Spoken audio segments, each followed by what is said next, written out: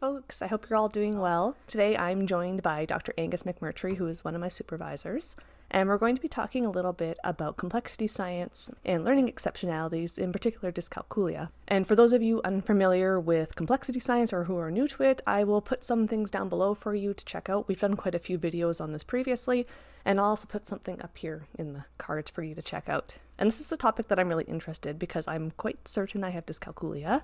I'd bet my future doctorate on it, but adult psychoeducational assessments are very difficult to come by and quite expensive, so the actual diagnosis part is a work in progress. And of course, those of you who know Angus and I will know that we are both very interested in complexity science. So without further delay, let's get started. Okay, Rachel, I guess a good place to start would be explaining what dyscalculia is. Sure, so dyscalculia, or developmental dyscalculia, comes from Latin for bad at counting, and it is a learning disability that is characterized by a severe deficiency in the ability to process numerical information, and this can't be due to something else like an intellectual disability or inadequate education in mathematics. And it also goes by other names within the literature. For example, the DSM-5 calls it a specific learning disorder with impairment in mathematics, which is a mouthful, and it's sometimes also described as math dyslexia, although that's not an accurate term. How common is this? It's estimated around 5% of the population has it, although this number can be more or less depending on which diagnostic criteria was used. So it's about as prevalent as dyslexia. Yeah, although it isn't nearly as well researched as dyslexia. When did you start to suspect that you yourself had dyscalculia?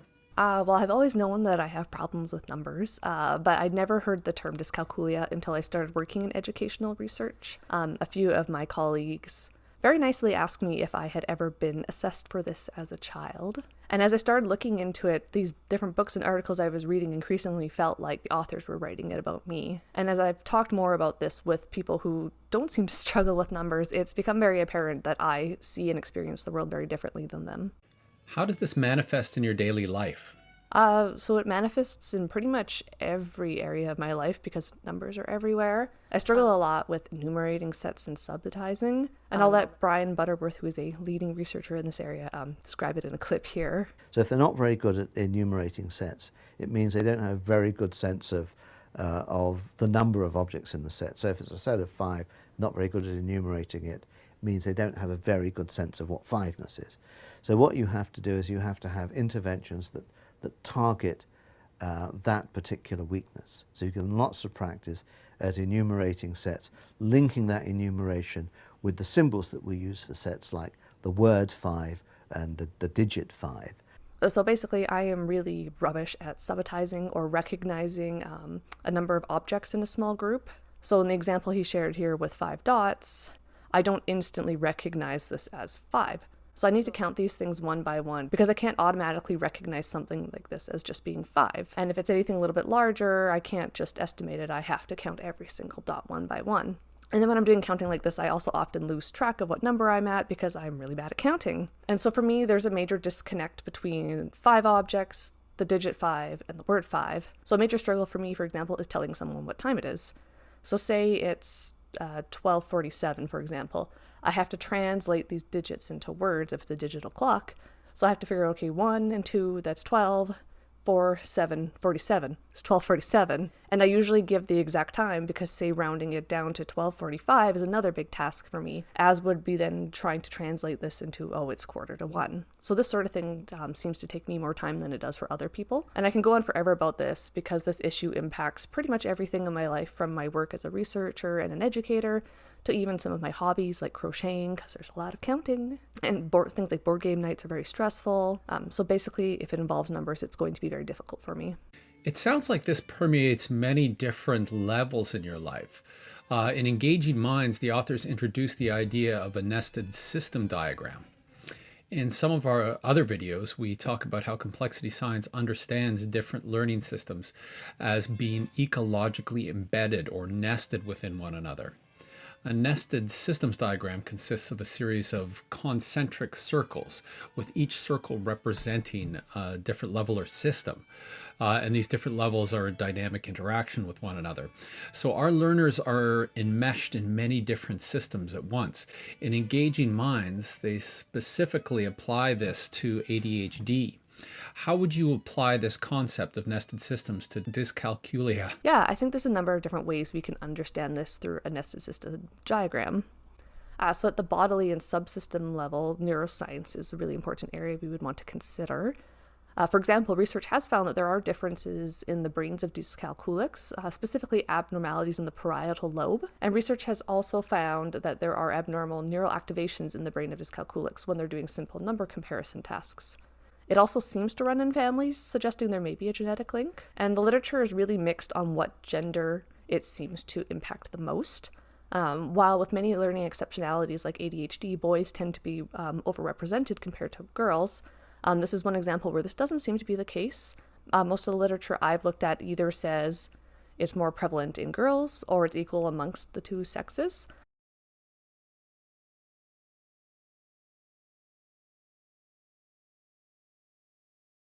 There are a few examples though where they say it's more prevalent in boys. And at a personal or individual level, dyscalculia can cause a lot of anxiety. And research has found a strong connection between dyscalculia and fear, especially when math is timed or needs to be done very quickly. And children with dyscalculia are twice as likely to have math anxiety than children with typical math performance.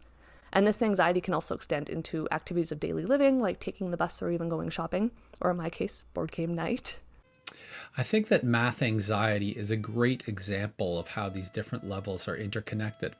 For example, we can't fully understand math anxiety without also considering what's going on at the bodily and subsystems levels, since there's a neurochemical response to the stressful situation, which is going to cause symptoms the person's experiencing.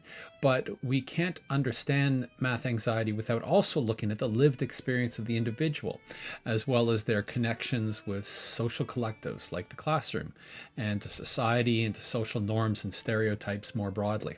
Yes, precisely. And I don't think we can truly understand dyscalculia, or any learning exceptionality really for that matter, by just looking at that bodily subsystem level in a more biomedical approach, or by just looking solely at that individual who's sitting in front of us in isolation in our class.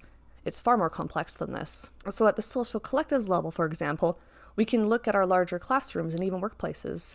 Like something I'm always worried about at the societal level is perceptions people will have of me because it takes me a lot longer to do very simple things like tell time, do very basic math calculations, even just reading statistics off of a script in a presentation. I think we also need to consider families and households at this level too. So I come from a very STEM-intensive family with pretty much all of my family is engineers. And as a kid, and even as a young adult, I often felt stupid because I couldn't grasp things that seemed to come very easily to my family. And I think my family also struggled a little bit with this too in trying to understand me. And at the societal level, something that I think is also interesting to consider is the whole stereotype of girls not being as good at math than boys. And part of me does wonder if this is maybe why I wasn't diagnosed as a kid. Did this stereotype play in and it was just, I'm bad at math because I'm a girl? For the record, I don't think my parents hold this belief at all. But of course, we can also question whether gender differences are actually difference between the sexes, so genetics, or social constructions due to gendered expectations of behavior in the classroom. And how does this influence our diagnostic criteria, how this criteria is applied, and then who then is diagnosed with these learning disabilities? Yes, there are some studies suggesting that ADHD is underdiagnosed in girls because ADHD can present differently in girls. And as you point out, society often has different behavioral expectations for boys and girls. Exactly. And within society, there's also this broader cultural value of being able to solve math problems very quickly, which of course for dyscalculics can also then lend to the whole issue of math anxiety that we often experience. And at the broader species level, we can also understand dyscalculia as an example of neurodiversity or neurological diversity. And that is that diverse neurological conditions are a result of normal variation in the human genome, rather than being an abnormality or a deviation from the quote-unquote norm. This notion of deviation from the norm is something we see in standardized education. This comes from statistics and the concept of normal distributions, which assumes that findings or scores are evenly distributed around an average. Within society, this idea was initially applied to manufactured products, assuming that objects produced in a factory will deviate from the desired standard in a predictable way, like most will be pretty close, but we'll accept a little bit of deviation here and there. Then society applied this to birth rates, death rates, and then to physical characteristics like height, or to phenomena like learning and knowing and behavior. For example, differences in body type were no longer seen as natural diversity, but rather in terms of error or deviation from what was normal. Red hair would be an example of that, I'm sure. The idea of a normal learner was later applied to education. Researchers tried to demonstrate that our ability to learn is normally distributed, and this assumption heavily influences standardized education. Yes, and a critique from a complexity science standpoint within healthcare at least is that this way of understanding normal can turn people who are otherwise quite healthy into patients. And I think we can extend this idea into learning exceptionalities as well. So previously, when I was operating under more of a standardized education mindset, I saw myself as being abnormal and even stupid because I was deviating from the norm. But now, as an educator who's very much influenced by complexity science, I just see myself as part of the natural variation in the human experience. What was your experience of this while going through school?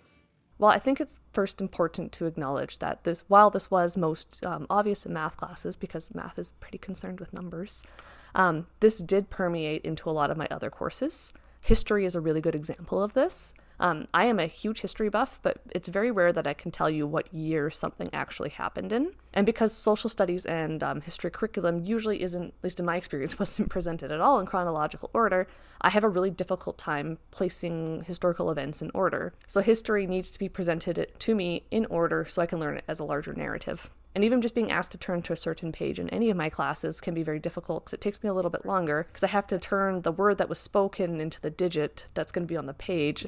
And then I actually have to find it. And if it's a larger number, there's a very good chance I will forget what that page number is before I actually find it. And then math classes themselves, I could summarize, I struggled a lot. My earliest memory of this was in grade 2. And I remember sitting in the corner by myself crying, trying to figure out what the multiplication table was because it just didn't make any sense to me. And this has been a pretty common theme throughout my experience trying to learn things like math and statistics. There tends to be a lot of frustration and a lot of crying. My mom somehow managed to get me into the advanced placement math classes when I was in grade 8 to 10. And this was kind of a double-edged sword because on the one hand, I always felt like I didn't belong in those classes and I very much felt like an imposter. But then on the flip side, my teachers were absolutely fantastic and I do owe a lot to these teachers. We've chatted a bit earlier about how you think these math teachers were epistemologically aligned with complexity science in their teaching, even if they would not have put it that way. Could you elaborate on this? Sure. So these classes were very collaborative. This general structure was usually we would have a little bit of didactic instruction at the beginning, and then for the rest of the class we would be working in groups. And our teacher would circulate the classroom while we worked. And so they acted more like facilitators in this regard, and they really allowed questions and larger class discussions to emerge from what we were doing in these groups and what we were talking about. So in this way, I think they were demonstrating decentralized control. That does sound aligned with how teaching is conceptualized in complexity science. What types of activities were used in the classroom? Well, we were constantly working on these math quizzes that I think come from the University of Waterloo, Gauss, Pascal, and Cayley. And for those of you who aren't familiar with these quizzes, they're divided up into 3 parts. So there's part A, part B, part C, with each becoming more difficult.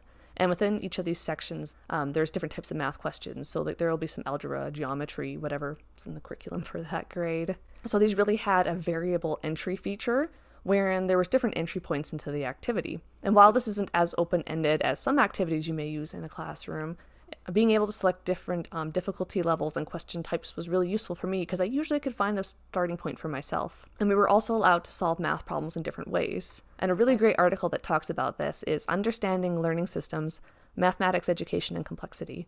And here the authors share a classroom example where students were asked to pair off and solve 3 times -4 and prepare a short presentation on how they got their answer. And the authors found that the responses fell into 5 categories, which they then discussed as a class.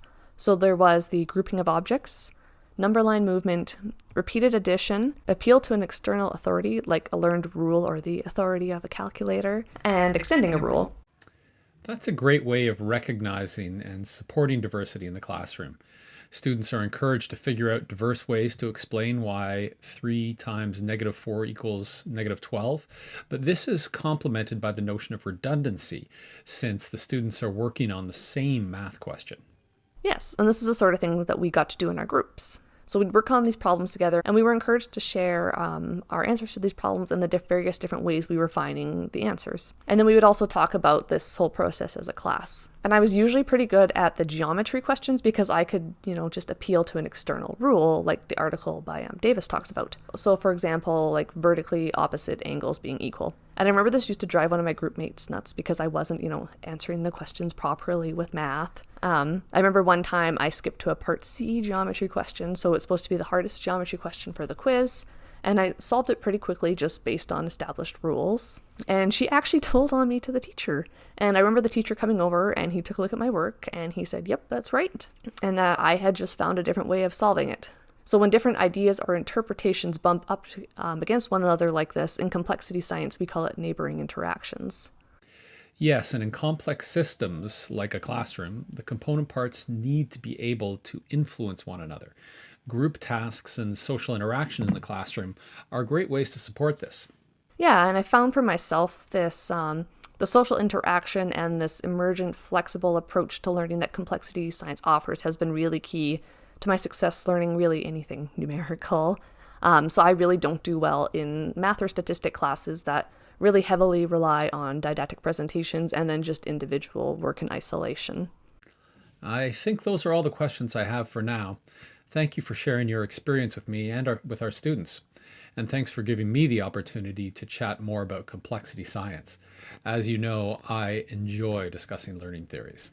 And thanks for agreeing to collaborate on this video, Angus. And for anyone watching, please feel free to let us know if you have any questions about complexity science, dyscalculia, how I managed to survive in academia despite not really understanding numbers. But that'll be all for now, folks. And for our current students, we will be seeing you all online. Bye.